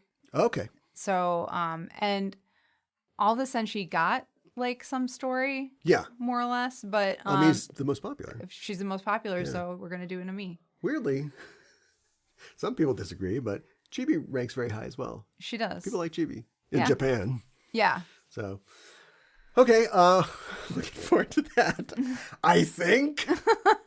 Kind of feel like, even though we went a long time here, we're not really done somehow. Yeah. So I'm looking forward to our next episode. I'm looking forward to it too. And I hope the audience is as well. If you want more Sailor Noob content, find our Patreon at patreon.com/Sailor Noob, where we have other podcasts and extra treats in store. I won't belabor it. Just check out patreon.com/Sailor Noob. And of course, we're on social media at either Sailor Noob or Noob_Sailor.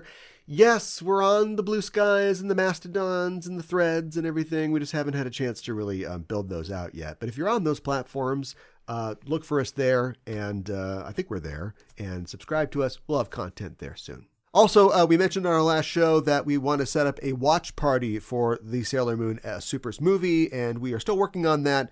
Look for a poll on our social media that we just mentioned in the next couple of days, and we'll try to set that up. And if it doesn't work out like immediately, it's something we can throw to the future. You know, it's not that big of a deal. We're going to keep to our show schedule. But yeah, check us out. Twitter, Noob_Sailor, Instagram, and so on and so forth. Tell us when you can watch the movie with us. Well, that's our show for this week, and the Name of the Moon will be punishing you next week with another episode of Sailor Noob. Wilbur!